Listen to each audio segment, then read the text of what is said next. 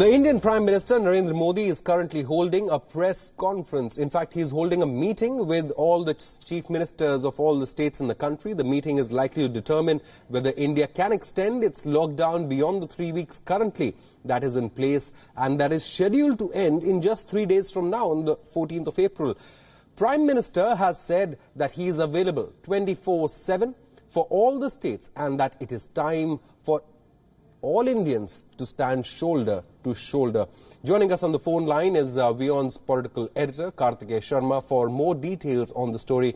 Kartikeya, obviously, the main agenda for this meeting is whether to extend the national lockdown beyond the 3 weeks scheduled period. It ends in 3 days, but we are learning that Punjab and Odisha have already extended lockdowns in their states till the end of this month.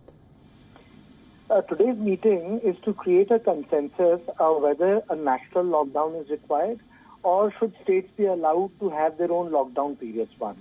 Secondly, India has also gone for a different approach, which is rather than testing, which has been the South Korean way of dealing with it, India has taken the path of isolation and containment. And that is why you have these number of hotspots in India which have been barricaded. So we have actually implemented the so-called Bhilwara model of Rajasthan, which has been very successful in containing and tackling the spread of COVID-19. Now, what Prime Minister is doing today is he is taking every Chief Minister on board so to understand what do they think, because there is a cost to the lockdown, and the cost to the lockdown is in GDP. For example, in 21 days, how much of India's GDP would be shaved off? Will it be 2%? Now, a lot of economists are of the view that by the time we get over with the lockdown, at least 10% of India's GDP would be polished off, which means that thousands and thousands, lakhs and lakhs of people in the unorganized sector are going to get unemployed, which means that they will not have cash to kickstart the economy at the local level. If you don't have cash, which means that you don't have the demand at the local level. If you don't have the demand, then you don't have the production, which means that your economy shrinks, which is the vicious cycle. Now, in the time of pandemic, how do you kickstart a virtuous cycle? Now, these are ethical questions. Do you save lives, or do you kickstart the economic activities so that the basic economic grid of the nation survives? But these are the issues which are being deliberated today as to how to calibrate the imperative of economic well-being of an individual, that he has enough money to eat and survive, with that of stopping the pandemic in its tracks so that we do not follow the same treacherous path of Italy, Spain, Germany, and United States of America, where thousands and thousands of people have died because the government did not have the vision nor implement the capacity they had to save the lives of common people. So in today's meeting, Prime Minister Modi is going to take a feedback from the chief ministers, decide how much lockdown is required, whether we need a phased exit. If lockdown is required, which are the areas in which phased exits can be implemented? Is it going to be a uniform lockdown, or is it going to be a sort of a segregated lockdown whereby certain areas remain locked and areas which have not seen a single case, at least the economy can kickstart there, but the boundaries of the districts can be sealed off? These are the issues which Prime Minister will have to deal with. But nonetheless, I would say he will have to make this announcement formally in address to the nation, because what we are witnessing, in the words of the Prime Minister in itself, is like a social emergency, that unless and until the civil society cooperates with the various arms of the government, whether it's the state level, center, or the administrative district level, we will not be able to defeat COVID-19. Absolutely right. So what you're mentioning, Kartikeya, is that India has to find a good balance between saving lives and restricting the spread of this epidemic, and possibly restarting some sort of economic activity somewhere down the road, because given the sheer number of daily wage workers in India and laborers who've migrated away from their homes and are now returning there, their sustenance depends on revival of some sort of economic activity. But the priority has to be to save lives at the moment, isn't it? Especially given that 10 states in India, 10 states have total number of 300 or more cases across India. It's not uniform across India. Certainly 10 states have more than 300 cases. Maharashtra has 1,500 cases. So certainly it cannot be a uniform removal of lockdown, as we say, across India, isn't it? I think what the government will need to do is have to go district by district. There are districts where there are no cases, there are districts which have multiple cases, and there are localities in the districts which have become hotspots. For example, in the National Capital Region, Noida is one of the suburbs. It is part of the district of Gautam Budh Nagar in Uttar Pradesh. Now, there are a number of sectors which are hotspots. Similarly, there are districts in this country where not a single case has been registered. So the government will need to decide as to how they will like to integrate these districts with the economic activity. For starters, under the Gazette notification of the Government of India, people in rural areas have been asked, they've been permitted to go back to their fields, which means that they can part of the agricultural activity. But then what do you do with an agricultural activity if you cannot supply the food, if you cannot store it in the godown, if your cold storage chains are not functioning? These are the moot issues. But right now, the question in front of the Prime Minister, or the problem which stares the Prime Minister of our country, is should we have a lockdown which extends more than 21 days? Should India have a lockdown on the Wuhan model, which is roughly 70 plus days? Or should we have a lockdown in which we have parts of the time where people cannot move, but then there are days on which they are allowed to gather food material and come back, and then the lockdown resumes. This is the second model, but then the model has an issue because it's a long model, which means something which you can achieve in 49 days. In the Saturn model, it will take more than 65 days.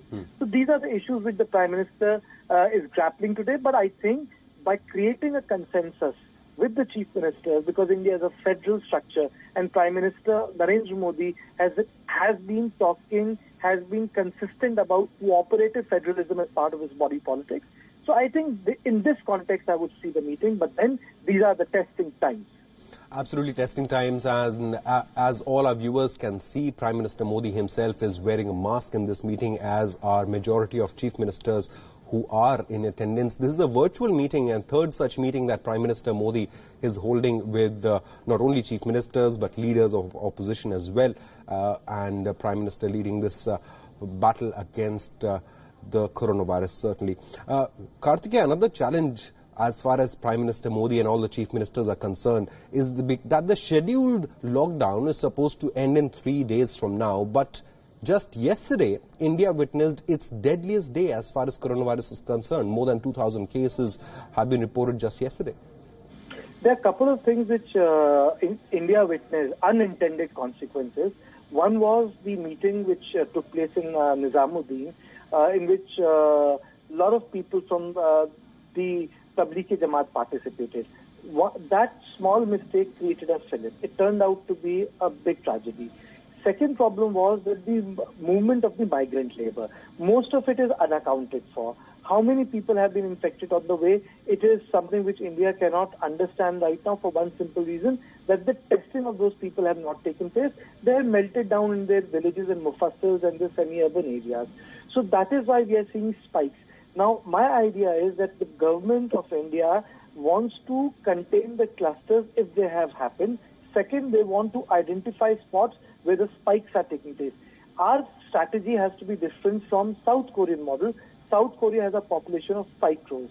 India has a population of more than 120 crores.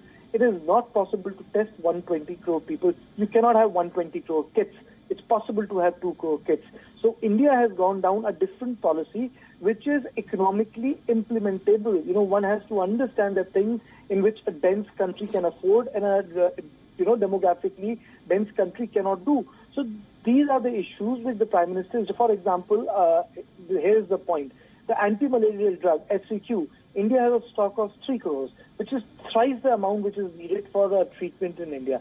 So we are very good when it comes to the anti-malarial, which is part of the cocktail of drugs treating frontline doctors in case they develop symptoms or they are given before they start the treatment of other patients so that their body develops some sort of a modicum of resistance. Not vaccines in form of way, but some sort of strength which enables you to fight the viral load. Now, coming back to this issue, Prime Minister in today's meeting will also take a sense of what state government wants to do in terms of opening up certain areas. Because India in a cooperative federalism will try to create certain methods, certain pathways through which the lockdown remains, the policy of isolation works, but the trickle of economic activity starts so that when the lockdown is over in a long period of time, because vaccine is still 12 months away or 14 months away, people have something in their pocket to spend. That's the biggest task. But as I say, economy is no God. People come before everything. And that's what lies at this debate, the ethics. Do you save the economy or do you save the people? My understanding is you save the people first, then comes the economy. Absolutely. Karthike, you also mentioning that meeting that happened by Tablighi Jamaat meeting that was held in Delhi, and we can update our viewers that 30 areas across Delhi have been declared a containment zone, including Nizamuddin West, where the Tablighi Jamaat meeting was kept in place. So like Karthike was mentioning, government is identifying districts and government is identifying containment areas within those districts where most of the effort has to be focused to contain the spread of the coronavirus. One final question to you, Karthike, before I let you go. We'll continue to get our viewers all the updates from this meeting. But by when do we expect this meeting to end, and what is the likely decision that is going to be taken? What are your sources telling you, at least? More than 24 chief ministers. Every chief minister will have his say. There might be a recess in between. Prime Minister will have a say. There are other officials who are involved in the meeting. It's video conferencing. Even if people get 5 to 6 minutes, it's simply, it cannot wind up in 2 to 3 hours.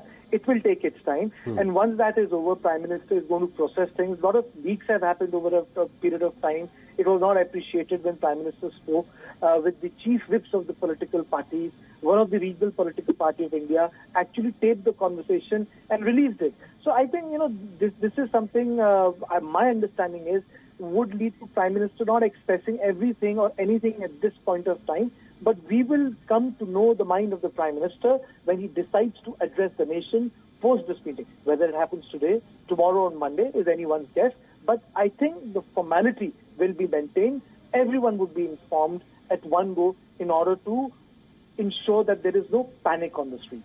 Right. Karthike, thank you so much for joining us. We're just getting an update from inside the meeting that Delhi Chief Minister Arvind Kejriwal has suggested to the Prime Minister to extend the lockdown for another 15 days. That's what sources are telling us. We'll get the confirmed update for our viewers. All the updates from the Prime Minister's meeting, virtual meeting with the Chief Ministers, we will get you right here on Beyond. Stay with us.